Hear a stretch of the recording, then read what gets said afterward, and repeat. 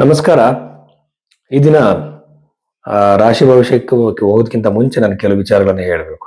ಏನಂತಂದ್ರೆ, ತುಂಬಾ ಜನ ಕೇಳ್ತಿರ ಸರ್, ನೀವು ಪದೇ ಪದೇ ಇದೇ ಇಂಟ್ರೊಡಕ್ಷನ್ ಹೇಳ್ತೀರಾ, ನಿಮಗೆ ತುಂಬಾ ಜನ ಬರಬೇಕು, ನಿಮಗೆ ದುಡ್ಡು ಮಾಡಬೇಕು ಅಂತ ಈ ತರ ಮಾಡ್ತೀರಾ ವಿಡಿಯೋಸ್ ಅಂತ ಕೇಳಿದ್ರು.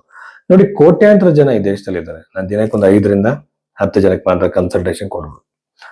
ಸೊ ಹಾಗಾಗಿ ಇದೊಂದು ಬಿಸ್ನೆಸ್ ಪರ್ಪಸ್ ಅಲ್ಲಿ ಮಾಡಕ್ ಸಾಧ್ಯ ಇಲ್ಲ. ಎರಡನೇದಾಗಿ ಬಂದು, ಜನಗಳಿಗೆ ಜ್ಯೋತಿಷರು ಭಯವನ್ನ ಹುಟ್ಟಿಸ್ತಾರೆ. ರೀಸೆಂಟ್ ಆಗಿ ಒಬ್ಬರು ಜ್ಯೋತಿಷರು ಹೇಳ್ತಿದ್ರು, ಏನಂದ್ರೆ ಯಾರೊಬ್ಬರು ನ್ಯೂಮರಾಲಜಿಸ್ಟ್, ಅವ್ರ ಹೆಸರು ಬೇಡ, ನನ್ನ ಕಸ್ಟಮರ್ ಅವ್ರು ನನಗೆ ಕಾಲ್ ಮಾಡಿದ್ರು, ನೀವು ಇಂಥ ಡೇಟಲ್ಲಿ ಹುಟ್ಟಿದ್ರೆ ಹಾಗಾಗಿ ನೀವು ಆತ್ಮಹತ್ಯೆ ಮಾಡ್ಕೊಳ್ತೀರಾ ಅಂತ ಹೇಳಿದ್ರು ಅಂತ. ಇನ್ನೊಬ್ರು ರೀಸೆಂಟ್ ಆಗಿ ಒಬ್ಬರು ಜ್ಯೋತಿಷರು ಮಾತಾಡ್ತಿದ್ರು, ಮೀನ ರಾಶಿಯವರು ಅಥವಾ ಯಾವ್ದೋ ಒಂದು ರಾಶಿಗೆ ಕುಟುಂಬದಲ್ಲಿ ಒಂದು ಸಾವಾಗತ್ತೆ ಅಂತ ಹೇಳಿ. ಯಾವ ಬೇಸ್ ಮೇಲೆ ಇದನ್ನ ಹೇಳ್ತಾ ಇದ್ದಾರೆ?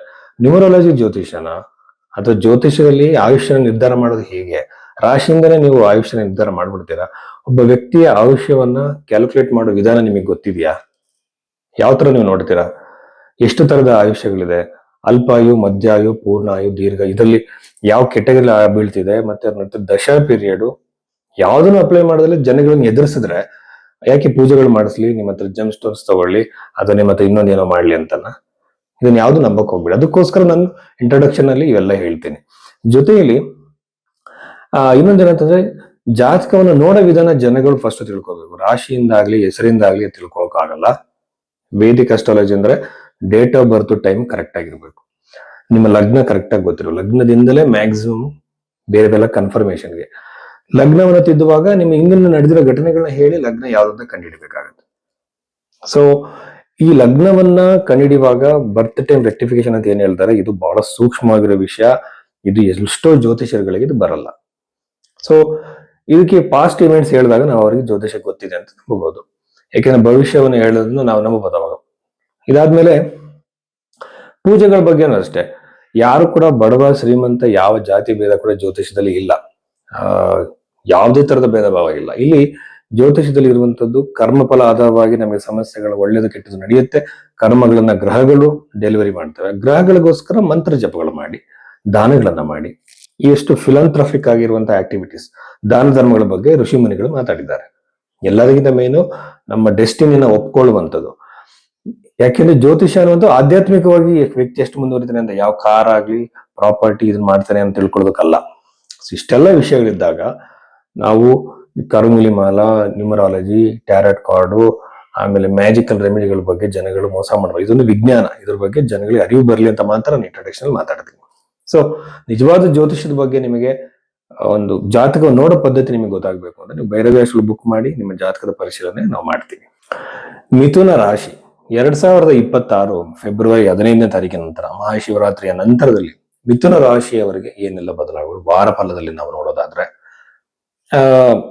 ಮೊದಲನೇದಾಗಿ ವಿವಾಹಕ್ಕೆ ಕಾರಕನಾಗಿರುವಂತಹ ಗುರುಗ್ರಹ ಬಂದು ರಾಶಿ ವಿವಾಹದ ಪ್ರಾಪ್ತಿ, ಎಂಗೇಜ್ಮೆಂಟ್ ಸಾಧ್ಯತೆ, ಒಳ್ಳೆ ಸಂಬಂಧ ಬರೋ ಸಾಧ್ಯತೆ, ಆಮೇಲೆ ಗಂಡ ಹೆಂಡತಿ ಮಂದಿ ಬಿರಸ ಉಂಟು ದೂರ ಆಗಿದೆ, ಅವರು ಹತ್ರ ಆಗೋ ಸಾಧ್ಯತೆಗಳು, ಆಮೇಲೆ ಕೆಲವರು ಅನವಶ್ಯಕವಾಗಿ ದೂರ ಆಗಿರ್ತಾರೆ, ಸೆಪರೇಟ್ ಆಗಿರ್ತಾರೆ, ಒಂದಾಗೋ ಸಾಧ್ಯತೆಗಳು ಇರುತ್ತೆ.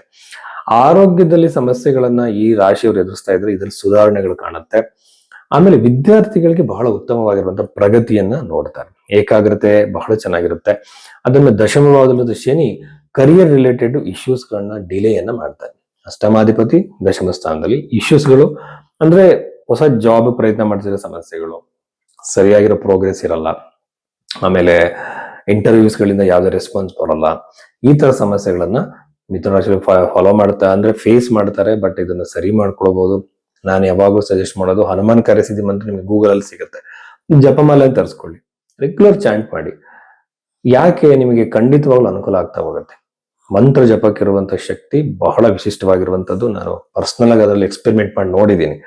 ಇನ್ ಯಾವುದೇ ತರದ್ದು ನೀವು ಮಾಡಕ್ ಸಾಧ್ಯ ಇಲ್ಲ. ಅದನ್ನ ರಿಸಲ್ಟ್ ಕೂಡ ಬಹಳ ಕಡಿಮೆ.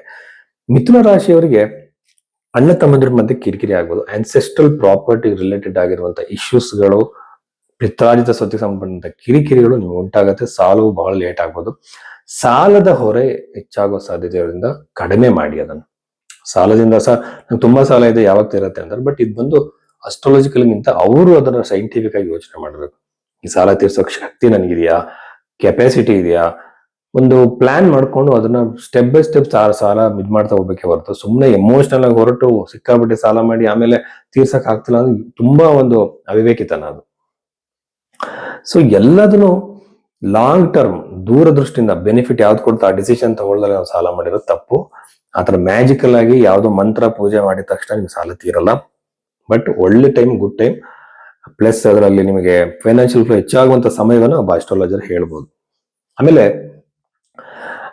ನವಮ ಭಾವ ಇರೋದ್ರಿಂದ ಬಹಳಷ್ಟು ಸ್ಥಳ ಸಂಚಾರ, ವಿಶೇಷವಾಗಿರೋ ಸ್ಥಳಗಳಿಗೆ ಹೋಗುವಂಥದ್ದು ಇವೆಲ್ಲ ಬರುತ್ತೆ. ಆಮೇಲೆ ಇದ್ರ ಜೊತೆಯಲ್ಲಿ ಬಹಳ ದಿನಗಳಿಂದ ಯಾವುದೋ ವ್ಯಕ್ತಿಯನ್ನ ನೀವು ನೋಡಿರಲ್ಲ, ಆ ವ್ಯಕ್ತಿನ ಭೇಟಿಯಾಗೋ ಸಾಧ್ಯತೆಗಳು, ಹೊಸ ಸ್ಥಳಗಳಿಗೆ ಭೇಟಿ, ಹೊಸ ಪರಿಚಯಗಳ ಸಾಧ್ಯತೆ ಆಗುತ್ತೆ. ಕುಟುಂಬದಲ್ಲಿ ಬಹಳ ಅಂದ್ರೆ ಒಳ್ಳೆಯ ವಾತಾವರಣನೇ ಇರುತ್ತೆ. ಬಟ್ ಅಗೇನ್ ಸ್ಯಾಟರ್ನ್ ಶನಿ ಗ್ರಹ ಅಲ್ಲಿ ನೋಡ್ತಿರೋದ್ರಿಂದ ಕಿರಿಕಿರಿಗಳು, ಅನಾವಶ್ಯಕ ಮನಸ್ತಾಪಗಳು, ಗಂಡ ಹೆಂಡತಿ ಮಧ್ಯೆ ಕಿರಿಕಿರಿಗಳಾಗೋ ಸಾಧ್ಯತೆ ಇರುತ್ತೆ. ಓಕೆನಾ. ಆಮೇಲೆ ಉದ್ಯೋಗಾಕಾಂಕ್ಷಿಗಳಿಗೆ ನಾನು ಆಲ್ರೆಡಿ ಹೇಳಿದ ಹಾಗೆ ಕಿರಿಕಿರಿಗಳು ಮತ್ತೆ ವಿಳಂಬ ಆಗೋ ಸಾಧ್ಯತೆ, ಮತ್ತೆ ಪ್ರಾಪರ್ಟಿ ಖರೀದಿಗೆ ಇದು ಬಹಳ ಒಳ್ಳೇದು. ಅದರಲ್ಲಿ ಲ್ಯಾಂಡ್ ನ ಖರೀದಿ ಯಾರು ಮಾಡ್ತಿದ್ದೀರಾ, ಮನೆಯನ್ನ ಬಿಟ್ಟು ಲ್ಯಾಂಡ್ ಖರೀದಿ, ಹಳೆ ಮನೆಗಳನ್ನ ಯಾರು ಹುಡುಕ್ತಾ ಇರ್ತೀರಾ ಅವ್ರಿಗೆ ಬಹಳ ಅನುಕೂಲ ಆಗುತ್ತೆ. ಜೊತೆಯಲ್ಲಿ ರಿಯಲ್ ಎಸ್ಟೇಟ್ ಮಾಡೋರಿಗೆ ಬಹಳ ಅನುಕೂಲವಾಗಿರುತ್ತೆ. ವ್ಯಾಪಾರಿಗಳಲ್ಲಿ, ಬಿಸ್ನೆಸ್ ಮ್ಯಾನ್ಗಳಿಗೆ ಖಂಡಿತವಾಗ್ಲೂ ಲಾಭದ ಅವಕಾಶ ಹೆಚ್ಚಾಗಿರುತ್ತೆ. ಸೊ ಇಷ್ಟೆಲ್ಲ ವಿಚಾರಗಳು ಮಿಥುನ ರಾಶಿಗೆ ಸಂಬಂಧಪಟ್ಟಂತದ್ದು. ನಮಸ್ಕಾರ. ಜಾತಕವನ್ನ ನೋಡುವ ಬಗೆ ಹೇಗೆಂದ್ರೆ, ಫಾರ್ ಎಕ್ಸಾಂಪಲ್ ನೀವು ಉದ್ಯೋಗದ ಬಗ್ಗೆ ಕೇಳ್ತೀರಾ ಅನ್ಕೊಳ್ಳಿ, ಫಸ್ಟ್ ನಿಮ್ಮ ಲಗ್ನ ಯಾವುದು ಅಂತ ತಿಳ್ಕೊಬೇಕು. ಲಗ್ನ ತಿದ್ದಬೇಕು. ನೀವು ಕೊಟ್ಟಿರೋ ಟೈಮು ಕರೆಕ್ಟ್ ಆಗಿರಲ್ಲ ಒಂದೊಂದ್ಸಲ. ಲಗ್ನವನ್ನು ತಿದ್ದಬೇಕು ಅಂದ್ರೆ ನಿಮ್ಮ ಪಾಸ್ಟ್ ಇವೆಂಟ್ಸ್ ನಡೆಯೋದನ್ನೆಲ್ಲ ನೋಡಿ ಜಾತಕ ಅವ್ರದ್ದೇನ ಅಂತ ಫಸ್ಟ್ ತಿಳ್ಕೊಂಡು, ಆಮೇಲೆ ಲಗ್ನದಿಂದ, ರಾಶಿಯಿಂದ, ಸೂರ್ಯನಿಂದ, ಪಾದ ಲಗ್ನದಿಂದ, ದಶೆ, ವಿಂಶೋತ್ತರ ದಶೆ, ಚರದಶೆ, ಯೋಗಿನಿ ದಶೆನ ಅಪ್ಲೈ ಮಾಡ್ಬೇಕು. ಇಷ್ಟೆಲ್ಲ ಅಪ್ಲೈ ಮಾಡಾದ್ಮೇಲೆ ದಶಾಂಶವನ್ನ ನೋಡ್ಬೇಕು, ಅನಂತರ ಗೋಚಾರನ ನೋಡ್ಬೇಕು, ಆಮೇಲೆ ಪ್ರಶ್ನೆ ಕುಳ್ಳೆ ನೋಡ್ಬೇಕು, ಆಮೇಲೆ ಹಸ್ತರೇಖೆಗಳನ್ನ ನೋಡ್ಬೇಕು. ಹಸ್ತರೇಖೆ ಎಲ್ಲದನ್ನು ಮ್ಯಾಚ್ ಮಾಡಿ ಒಂದು ಪ್ರೆಡಿಕ್ಷನ್ ಬ್ಯೂಟಿಫುಲ್ ಆಗಿ ಕೊಡ್ಬೋದು. ಇದು ತುಂಬಾ ಜ್ಯೋತಿಷಗಳಿಗೆ ಬರಲ್ಲ. ಯಾರೋ ಒಬ್ರು 2 ಗಂಟೆಲಿ ಜ್ಯೋತಿಷ ಕಲಿಸ್ತೀನಿ ಅಂತ ಮೊನ್ನೆ ಆಡ್ ಹಾಕಿದ್ರು. ಆತರ ಕಲಿಯಕ್ಕಾಗಲ್ಲ. ಭಗವಂತನ ಒಂದು ಆಶೀರ್ವಾದ ಇದ್ರೆ ಕಲಿಬಹುದು. ಅದಕ್ಕೊಂದು ಶಿಸ್ತು ಬೇಕಾಗತ್ತೆ. ಹಾಗಾಗಿ ಆ ಬಗ್ಗೆ ನಿಮ್ಮ ಜಾತಕ ತೋರಿಸ್ಬೇಕು ಅಂದ್ರೆ ನೀವು ನನ್ನನ್ನ ಅಶೋಕ್ ಕುಮಾರ್ ಭೈರವಿ ಆಸ್ಟ್ರೋನ ನೀವು ಭೇಟಿ ಆಗ್ಬೋದು. ನಮಸ್ಕಾರ.